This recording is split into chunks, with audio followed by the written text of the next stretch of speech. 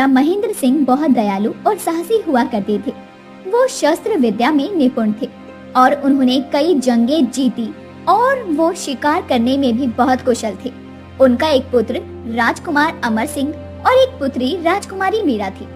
दोनों राजकुमार और राजकुमारी भी अपने पिता की तरह शस्त्र विद्या का अटूट ज्ञान रखते थे, परंतु दोनों की आपस में बनती नहीं थी। मंत्री जी, सुना है एक महान राज्य के एक महान राजकुमार कल एक छोटी सी खरगोश से हार गए, उसे पकड़ नहीं पाए।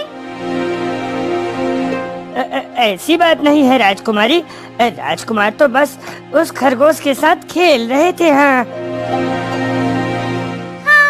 आखिर महान राजकुमार अभी तक बड़े नहीं हुए, खेलना कूदना अभी जारी है। माफ कीजिएगा राजकुमार।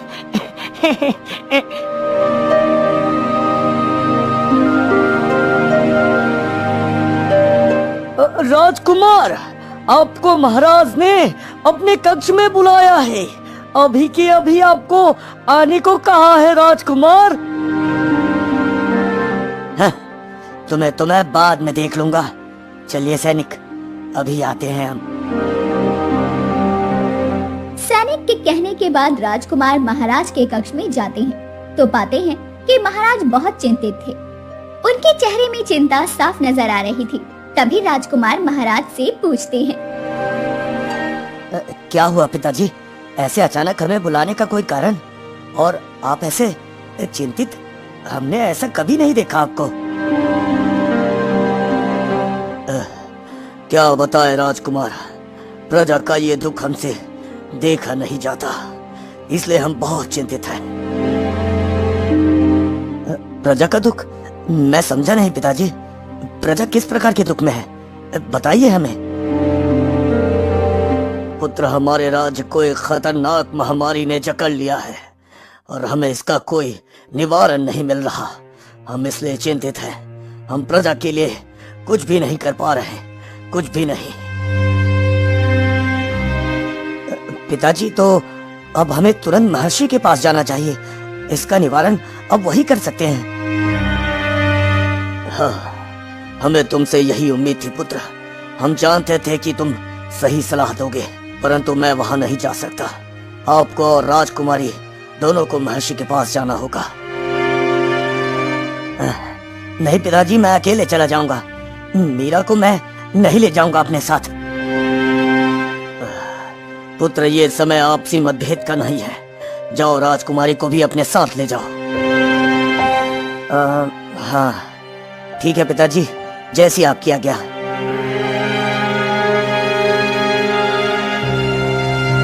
अब राजकुमार मंत्री जी के पास जाते हैं और राजकुमारी को भी साथ जाने के लिए बोलने को कहते हैं। मंत्री राजकुमारी को राजकुमार के साथ चलने के लिए जैसे तैसे मना लेते हैं और तीनों महर्षि से मिलने के लिए निकल पड़ते हैं।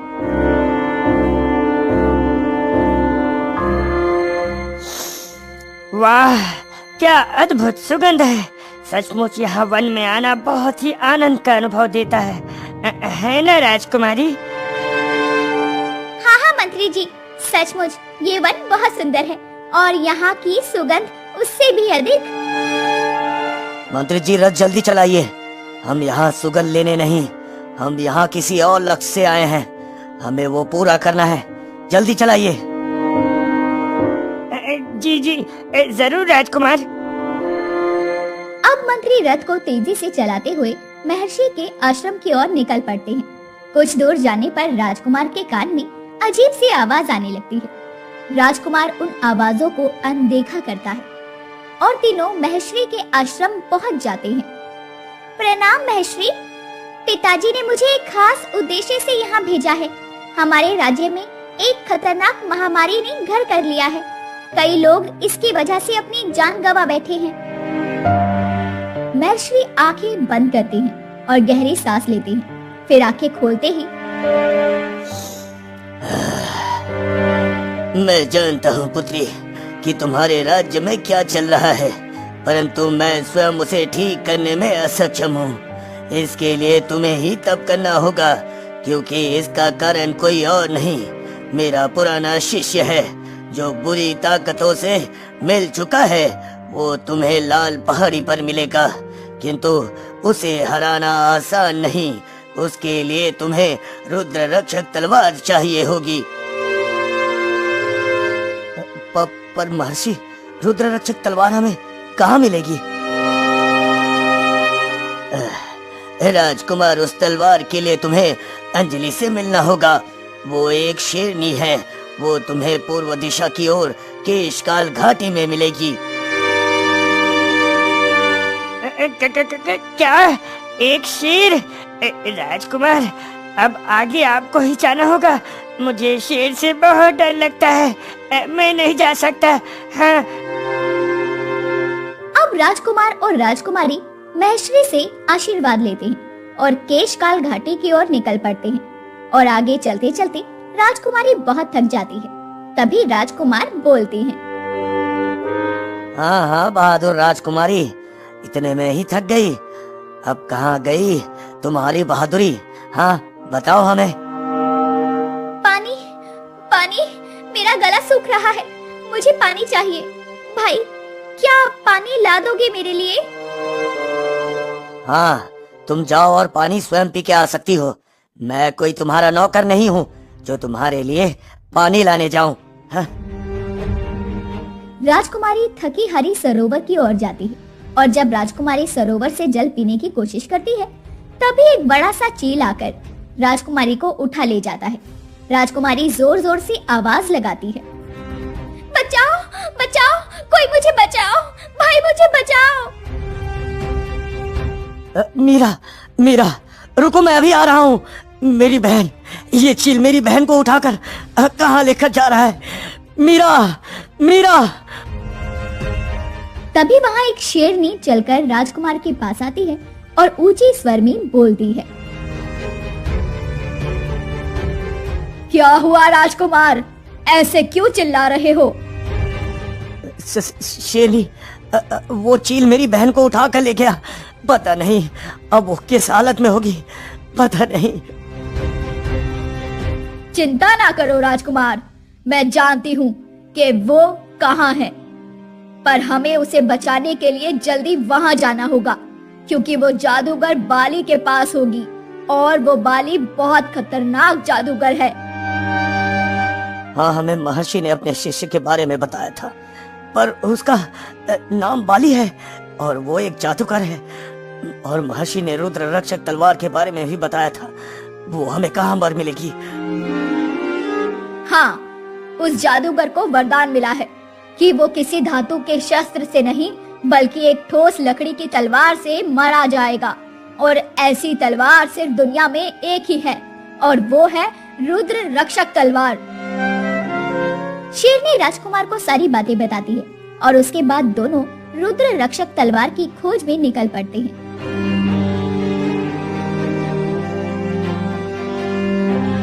और आगे चलकर उन्हें एक बूढ़ी लोमड़ी मिलती है। अरे वाह, एक शेरनी के साथ एक मनुष्य। लगता है ये मनुष्य भी शेरनी की बातों में आ गया। अरे ओ बूढ़ी लोमड़ी, ये क्या अनाप शनाप बक रही है? अरे सही ही तो कह रही हूँ। हे मनुष्य, इस लालची शेरनी की बातों में मत आओ। चलो, मैं तुम्हें ले चलती हूँ जहाँ तुम्हें जाना है। हाँ। अरे दुष्ट बूढ़ी लोमड़ी, तुझे अभी मजा चखाती हूँ, रुक तू। शेरनी जोर से दहाड़ मारती है और फिर बूढ़ी लोमड़ी डर के मारे वहाँ से भाग जाती है। अब राजकुमार और शेरनी दोनों आगे जंगल की ओर बढ़ते हैं। आगे बढ़ते बढ़ते राजकुमार को कुछ आवाज सुनाई देती है। भाई मुझे बचा लो, आओ, मैं इस दरिया के अंदर हूँ। भाई मुझे ये बाज खा जाएगा। मीरा, तुम कहाँ हो? मुझे दिखाई क्यों नहीं दे रही? कहाँ हो बहन तुम? शेरनी, तुमने मीरा की आवाज सुनी? उसे बाज खा जाएगा, हमें उसे बचाना होगा, हमें उसे बचाना होगा शेरनी। राजकुमार, ये एक छल है। ये मायावी जंगल बहुत खतरनाक है, तुम उधर ध्यान मत दो। फिर दोनों आगे की ओर बढ़ते हैं आखिरकार आगे चलकर शेरनी और राजकुमार रुद्र मंदिर तक पहुंच जाते हैं और जैसे ही वो दोनों दरवाजा खोलते हैं, रुद्र रक्षक तलवार उन्हें दिखाई देती है। अब राजकुमार उस तलवार को उठाने की कोशिश करते हैं। ये तलवार इतना भारी कैसे है? ये तो एक लकड़ी का तलवार है, मगर ये मुझसे उठ क्यों नहीं रहा?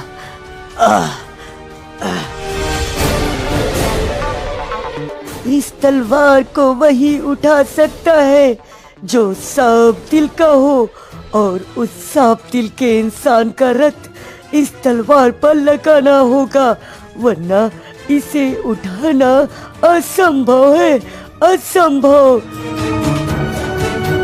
राजकुमार, तुम एक साफ दिल के व्यक्ति लगते हो। अपना रक्त तुम्हें उस तलवार पर लगाना होगा। जल्दी करो राजकुमार, हमारे पास वक्त बहुत कम है।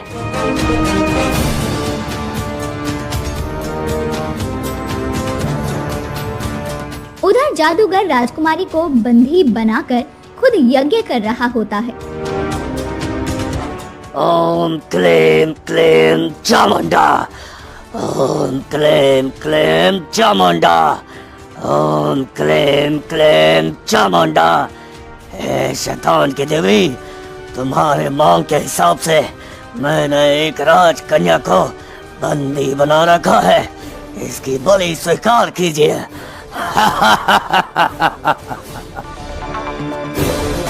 हे यशस्वी जादूगर, इस राजकन्या की बलि हमें आज की रात अमावस्या में देनी होगी।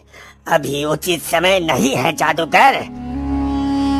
हे जादूगर, मुझे छोड़ दो, मुझे जाने दो, मेरी बलि मत दो। अगर तुम ऐसा करोगे तो मेरा भाई तुम्हें छोड़ेगा नहीं। मुझे जाने दो। तुम्हारी बलि देने के बाद मैं बहुत ताकतवर हो जाऊंगा। उसके बाद तुम्हारा भाई तो क्या, कोई भी मेरा बाल भी बांका नहीं कर सकेगा।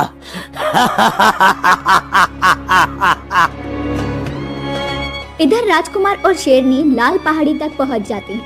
अब शेरनी राजकुमार से कहती है, वो देखो राजकुमार, वो रही लाल पहाड़ी।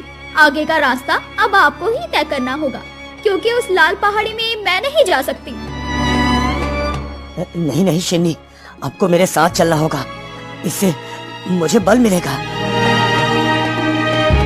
दरअसल राजकुमार, मैं श्रापित हूँ और लाल पहाड़ी पर कोई श्रापित जंतु प्रवेश नहीं कर सकते। अच्छा ठीक है शेरनी, आपका बहुत बहुत धन्यवाद। आपने मुझे इतने दूर तक साथ दिया, मैं आपका सदैव आभारी रहूंगा। धन्यवाद की जरूरत नहीं है राजकुमार, आप जाइए और उस राक्षस रूपी जादूगर का नाश कीजिए। मैं आपका यही इंतजार करूंगी। विजय भव राजकुमार। शेरनी के कहने पर राजकुमार अकेले ही लाल पहाड़ी पर चला जाता है और वहां जाकर उसे एक गुफा दिखाई देती है। वो गुफा एक बड़ी चट्टान से ढकी होती है। राजकुमार उस चट्टान को हटाने की कोशिश करता है। इतना बड़ा चट्टान, आखिर मैं इसे हटाऊं कैसे? राजकुमार उस चट्टान को हटाने की कोशिश करता है, मगर वो चट्टान टस से मस नहीं होती। अब जैसे ही रुद्र रक्षक तलवार उस चट्टान से टकराती है, तो वो चट्टान टुकड़े टुकड़े में बदल जाती है और गुफा के अंदर भूचाल आ जाता है। अरे भूकंप कहाँ से आ रहा है? लगता है कोई ताकत मेरे साम्राज्य को नष्ट करने की कोशिश कर रहा है। कौन है वो? अब राजकुमार गुफा के अंदर पहुंच जाता है तो देखता है कि जादूगर और बाज राजकुमारी की बलि देने के लिए मूर्छित राजकुमारी को पत्थर पर सुला चुके होते हैं। रुक जाओ दुष्ट जादूगर, तुम्हारा अंत आ चुका है। मेरी बहन मीरा को छोड़ दो, वरना मैं तुम्हें जिंदा नहीं छोड़ूंगा, नहीं छोड़ूंगा मैं तुम्हें। अरे बालक, तुम एक गलत फहमी में हो। तुम मेरा बाल भी बांका नहीं कर सकते। तुम जानते भी हो मैं कौन हूँ? बाली हूँ मैं, बाली, जादूगर बाली। हाँ हाँ हाँ नन्हे बालक, आप हमारे जादूगर महाराज का कुछ नहीं बिगाड़ सकते। उससे पहले तुम्हें मुझसे निपटना होगा। अभी बताता हूँ तुम्हें। अब बाज उड़कर राजकुमार पर आक्रमण करने लगता है। बाज जैसे ही राजकुमार के करीब जाता है, राजकुमार उन्हें रुद्र रक्षक तलवार से मार देता है। अरे तुमने मेरे साथी को मार डाला, मैं तुम्हें छोड़ूंगा नहीं। और ये रुद्र रक्षक तलवार तुम्हारे पास कहाँ से आया? कहाँ से आया ये तुम्हारे पास? रुद्र रक्षक तलवार को देखकर जादूगर वहाँ से अब भागने की कोशिश करता है, किंतु राजकुमार उसका पीछा करने लग जाते हैं। राजकुमार रुद्र रक्षक तलवार को जैसे ही जमीन पर मारते हैं, जादूगर वहीं गिर जाता है। अरे नहीं राजकुमार, आप तो दयालु हो, मुझे क्षमा करो, मुझसे बहुत बड़ी गलती हो गई, मुझे माफ कर दो, माफ कर दो मुझे राजकुमार, माफ कर दो। अब तुम्हारा अंत आ चुका है दुष्ट जादूगर, मैं तुम्हारा नाश इस रुद्र रक्षक तलवार से करता हूँ, रुको अभी। अब राजकुमार उस दुष्ट जादूगर के ऊपर रुद्र रक्षक तलवार से वार कर देते हैं और जादूगर वहीं जलकर भस्म हो जाता है। अब राजकुमारी को कैद से छुड़वाकर लाल पहाड़ी से नीचे उतर जाते हैं और शेरनी को ढूंढने लगते हैं। अरे वो शेरनी कहाँ गई? वो यहीं पर मेरा इंतजार कर रही थी, कहाँ गई वो? अब राजकुमारी और राजकुमार के सामने एक सुंदर राजकन्या आती है और कहती है, मुझे आप पर पूरा विश्वास था राजकुमार, मैं जानती थी कि आप एक बहादुर और यशस्वी राजकुमार हैं। आप जरूर उस राक्षस रूपी जादूगर का अंत कर देंगे। हे सुंदरी, आप कौन हैं और आपको ये सब बातें कैसे पता? और यहाँ एक शेरनी थी, वो कहाँ गई? मैं वही शेरनी हूँ राजकुमार, मुझे उस दुष्ट जादूगर ने अपने जादू से एक शेरनी का रूप दे दिया था। तुमने मेरे प्रेम को ठुकराया, तुम्हें अपने इस सुंदर काया पर बहुत ज्यादा घमंड है ना? मैं तुमसे ये तुम्हारी काया छीन लूंगा अपने जादू से। मैं तुमसे कभी प्रेम नहीं कर सकती। मैं क्या, तुमसे कोई भी प्रेम नहीं कर सकता। तुम किसी के प्रेम के लायक ही नहीं हो। तो मैं तुम्हें ऐसा रूप देता हूँ कि ना तुम यहाँ कुछ कर पाओगी और ना ही राजमहल वापस जा पाओगी। तुमसे कोई प्रेम नहीं करेगा, सब तुमसे डरेंगे। हाँ।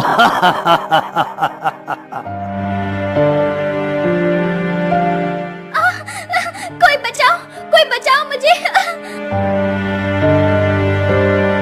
वो मुझसे प्रेम करता था, पर मैं उससे प्रेम नहीं करती थी, तो उसने मेरा ये हाल कर दिया था और आपकी वजह से आज मैं उस जादूगर के श्राप से मुक्त हो चुकी हूँ। क्या आप वही शेरनी हो? मुझे तो विश्वास नहीं हो रहा। आप इतनी सुंदर हो कि सुनो राजकन्या, मुझे लगता है कि भैया को आपसे प्रेम हो गया है। क्या आप मेरी भाभी बनेंगी? यह तो मेरा सौभाग्य होगा कि मैं राजकुमार अमर सिंह जैसे बहादुर और दयालु व्यक्ति की पत्नी बनूं। अब राजकुमार, राजकुमारी और राजकन्या तीनों प्रतापगढ़ पहुंचते हैं और वहां जाकर देखते हैं कि महामारी का वहां नामो निशान मिट चुका है। सभी प्रजा खुशहाली से अपना जीवन यापन कर रही है। आओ आओ मेरे बहादुर राजकुमार और राजकुमारी, मैं जानता था मेरे प्रजा की रक्षा करने के लिए तुम दोनों सक्षम हो। अब समय आ गया है राजकुमार कि मैं तुम्हें राजगद्दी सौंप दूं और इस राजकन्या से तुम्हारा विवाह धूमधाम से कराऊं। मैं आज बहुत खुश हूँ, मैं आज बहुत खुश हूँ राजकुमार। राजकुमार का विवाह उस राजकन्या से हो जाता है और पूरा राज्य हंसी खुशी रहने लगता है और राजकुमारी और राजकुमार का रिश्ता और गहरा हो जाता है। दोनों के बीच में मतभेद मिट जाता है।